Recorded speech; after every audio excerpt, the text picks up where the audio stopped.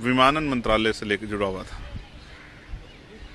आप देखिए कि सुनने में तो अच्छा लगता है कि हम लोग डिजिटल युग की तरफ जा रहे हैं, देश इकोनॉमिक रूप से ग्रोथ कर रहा है, लोगों की आय बढ़ रही है। इसको अगर हमें जांचना हो तो इसका एक आसान तरीका है कि हम ये जांचें कि हमारे यहाँ के कितने लोग जो हैं वो प्लेन में सफ़र कर रहे हैं। उसके डाटा के लिए हम बिजनेसमैनों के पास ना जाएं, जिनके पास ऑलरेडी पैसे हैं, जिनको व्यापार के जरिए जाना है या जिनको जो जॉब करते हैं उन पर जाए। हम आम आदमी से जानने का कोशिश करें तो आपको देख के लगेगा कि ऐसे बहुत बड़े बड़े संख्या के गांव हैं जहां से 1% लोगों ने कभी हवाई जहाज का सफ़र नहीं किया। मैं जब अपनी चुनावी कैंपेन में जाता तो मैं पूछता था कि आपने हवाई जहाज का सफ़र किया, तो वो बेचारे चुप हो जाते। फिर मैं पूछता हेलीकॉप्टर का किया तो वो चुप हो जाता। मैं तो ये भी पूछता था कि आपने एसी वाले डब्बे में रेलवे में सफ़र किया, तो उनके लिए सब चीज़ें सपने हैं।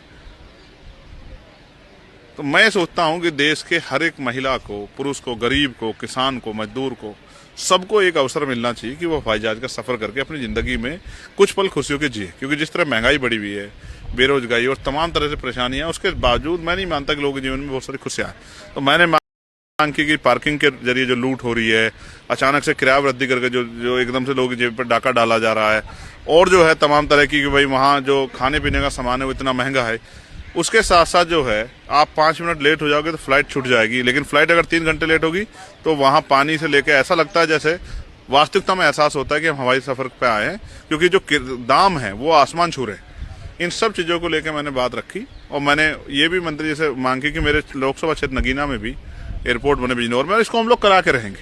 ये भी मैंने मुख्यमंत्री जी से कहा कि अगर आप नहीं करोगे तो जब हमें अवसर मिलेगा हम करेंगे।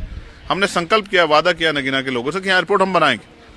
बहुत सारी बातें, और मुझे उम्मीद है कि नौजवान मंत्री हैं राम मोहन नायडू जी, और वो हमारी परेशानियों को, हमारे क्षेत्र की परेशानियों को सुनेंगे, और जो जनता के लिए भी सुलभता की मांग हमने की है विमान में, उसको भी जो है वो नजरअंदाज नहीं करेंगे, उस पर भी ध्यान देंगे।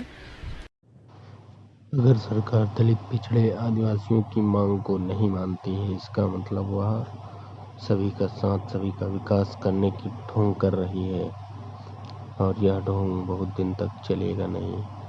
जैसा कि भाई चंद्रशेखर आज़ाद जी ने कहा कि नौजवान मंत्री हैं, हमें उनसे उम्मीद है कि कुछ काम करेंगे, लेकिन हम भाई की बात से तो सहमत हैं, लेकिन हम उस पार्टी के चरित्र से भी वाकिफ हैं कि वह कभी भी, कहीं भी अपने अलावा किसी और का काम नहीं करती है। और ये बहुत अच्छी बात होगी कि यदि अगर वहाँ पर एयरपोर्ट बनता है, अगर एयरपोर्ट बनेगा तो ये हमारी एक कामयाबी होगी। हम इसे कामयाबी तो नहीं, महज कुछ पलों की खुशी समझ सकते हैं। जय भीम, जय भारत, जय मंडल, जय